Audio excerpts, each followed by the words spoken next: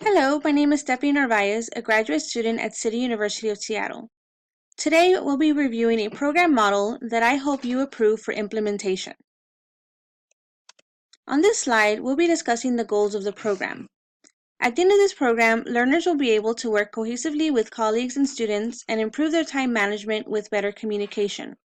We have found that communication is key to reducing frustrations between advisors and their colleagues, and effective communication can reduce time spent with individual students, freeing up time for other important tasks. The logic model tool is used to ensure we focus on the outcomes of the program. According to Fry and Hemmer, a logic model approach can be very useful during the planning phases of a new educational project because it requires that educational planners explicitly define the intended links between the program resources, program strategies, the immediate results of program activities, and the desired program accomplishments. On this slide, we'll be reviewing the inputs or the resources needed for the program. Enrollment advisors and student success advisors will act as subject matter experts and as participants. Associate Vice President of Enrollment will oversee the creation and implementation of the program. We will need a curriculum developer to create the course material. We will need a trainer to facilitate the learning and create an engaging learning environment. We will need the course material used for learning and to complete the activities. We will need a classroom to hold the training and a projector for the trainer to present the material for all to see. On this slide, we will be discussing factors that we have determined to be barriers for this program. We included you, the decision makers, who we need approval to move forward with this program. That includes the university president, the vice president of enrollment, and director of human resources. We also have to be conscientious of when the training is held. The training courses cannot be held during peak times of the quarter. We want to keep a student focus and ensure that advisors are available. The advisors may not be convinced they need the training. We need their buy-in so they can be active participants.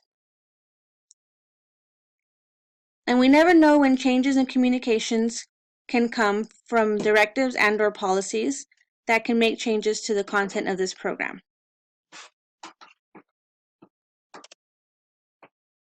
On this slide, we'll be discussing objectives. Objectives need to align with the goal. We have established that we need to distinguish between effective and ineffective communication.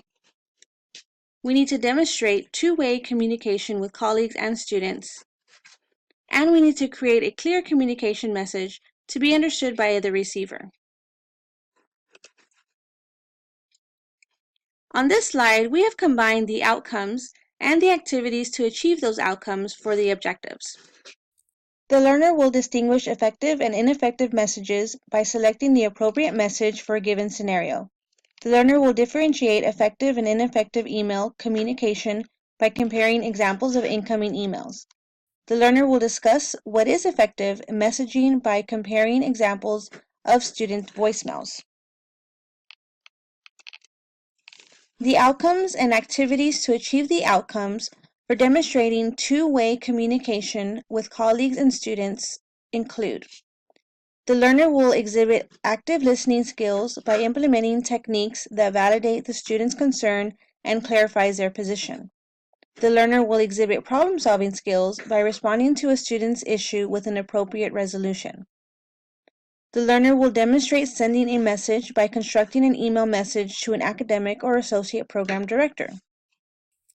The outcomes and activities to achieve the outcome to create a clear communication message to be understood by the receiver include: the learner will construct all parts of an email with effective, clear, and concise messaging. The learner will write a one-way mass message by answering who, what, when, and why. The learner will demonstrate what a successful email is by presenting 5 of their last emails written. In this slide, we're going to discuss the impacts. Impacts are the changes expected from the program. Now I want to remind you of the goal of the program. For advisors to work cohesively with colleagues and students and improve time management with better communication. At the end of the program, there will be removed ambiguity with advisors and the communication received by academics, cohesive working relationship between advisors and their colleagues. Advisors will improve their time management and meet deadlines and deliverables. There will be increased student enrollment. There will also be increased student retention throughout their academic program. And now we conclude this presentation with the overview of the logic model for this training program. I hope you consider the positive impacts this program will generate and improve the creation and implementation of this training. I want to thank you for your time and consideration. Again, my name is Stephanie Narvaez, and this is my program model.